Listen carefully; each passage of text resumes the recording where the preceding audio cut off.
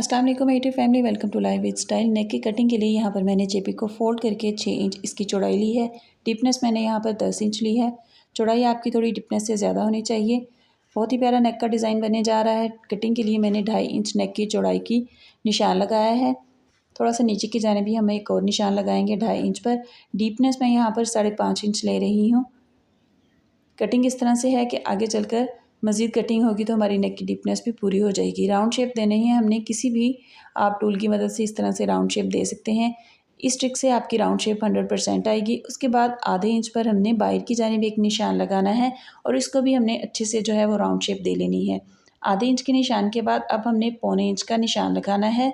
ना 1 इंच होना चाहिए और ना ही ये निशान आधा इंच होना चाहिए। पौने इंच का निशान आपकी नेक की मेजरमेंट के अकॉर्डिंग बहुत ज़बरदस्त है अगर आप नॉर्मल नेक पहनते हैं।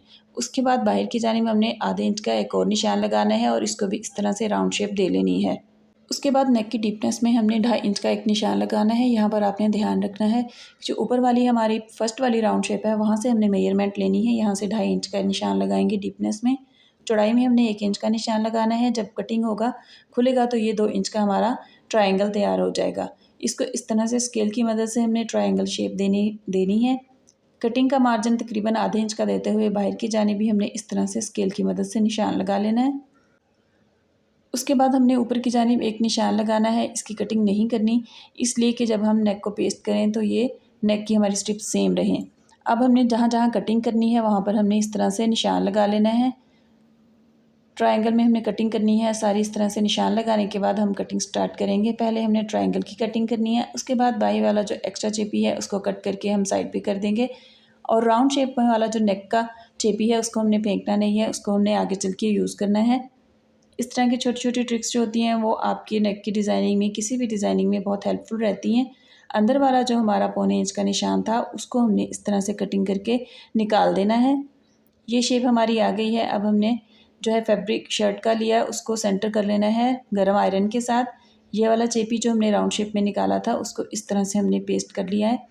उसके बाद बाहर वाला ओरिजिनल नेक जो है उसको हमने इस तरह से इसके साथ साथ रखते हुए पेस्ट कर लेना है। अब जो चेपी हमने राउंड शेप वाला दिया था उसको निकाल देंगे और हमारा नेक बहुत ही ज़बरदस्त एक जैसी मेजरमेंट का तैयार हो जाएगा। अब हमने नीचे फैब्रिक एक्स्ट्रा जो रखते हैं वो रख लिया है और ध्यान रहे कि आपने इस नेक की डिज़ाइनिंग में जो चेपी है वो शर्ट के साथ ही पेस्ट करना है ताकि आपका नेक का डिज़ाइन बहुत ही नीट बने। अब हम जो है राउंड शेप में और ट्रायंगल में पहले सिलाई लगाएंगे। बिल्कुल आपने कॉर्नर जो है अच्छे से बनाने हैं और राउंड शेप में भी बिल्कुल चेपी के साथ साथ हमने सिलाई लगानी है। उसके बाद ये जो हमारी स्ट्रिप वाली कटिंग है इसको भी हमने ध्यान से बिल्कुल चेपी के साथ साथ सिलाई लगाकर दोनों साइड की सिलाइयाँ हमने कंप्लीट कर लेनी है। कंप्लीट करने के बाद हमने पहले राउंड शेप में कटिंग करनी है। यहाँ पर राउंड शेप में मैंने कट्स नहीं लगाए थे, बाद में लगा लिए थे। आपने कट्स ज़रूर लगाने हैं क्योंकि शेप परफेक्ट बनती है। उसके बाद यहाँ से हमने ट्रायंगल की कटिंग इस तरह से करनी है कि कॉर्नर को प्रॉपर एंड तक कट करना है ताकि हमारी शेप जो है वो परफेक्ट आए। उसके बाद कॉर्नर को हमने इस तरह से कट किया और उसके बाद हमने ये जो स्ट्रिप्स हैं इनको सेंटर में बस एक कट लगाना है और उसके बाद कॉर्नर में अच्छे से कट लगा देना है। स्ट्रिप को बैक साइड से हमने कुछ इस तरह से कट लगाना है। दूसरी साइड पर भी हम इस तरह ऊपर वाले फैब्रिक को कट लगाएंगे और ये कट जो है हम ट्रायंगल तक लेकर जाएंगे। कटिंग आपको नज़दीक से दिखा रही हूँ, दोनों साइड की कटिंग इस तरह से की गई है। अब इसको हम टर्न करेंगे और आयरन की मदद से फुल गर्म आयरन हमने रखनी है और इसको इस तरह से हमने फिनिशिंग दे लेनी है। इन स्टेप्स में भी हमने कट लगाए हैं और इसको गरम आयरन के साथ पहले हमने इस तरह से टर्न करके फिनिशिंग देनी है और उसके बाद हम ग्लू लगा के इनको फिक्स करेंगे। ग्लू हमने दोनों फैब्रिक पर लगानी है, चेपी पर भी और फैब्रिक पर भी। ग्लू लगाने के बाद हमने गरम आयरन के साथ इनको फिक्स कर लेना है। फिनिशिंग आप यहाँ तक देख लीजिए कितनी खूबसूरत आई है। उसके बाद मैंने स्ट्रिप्स रेडी करने के लिए डबल फैब्रिक ले लिया है ट्राउज़र के साथ का। स्केल जितना ही हमने इसकी चौड़ाई रखनी है। उसके बाद आयरन करके हमने इस तरह से स्ट्रिप्स को रेडी कर लिया।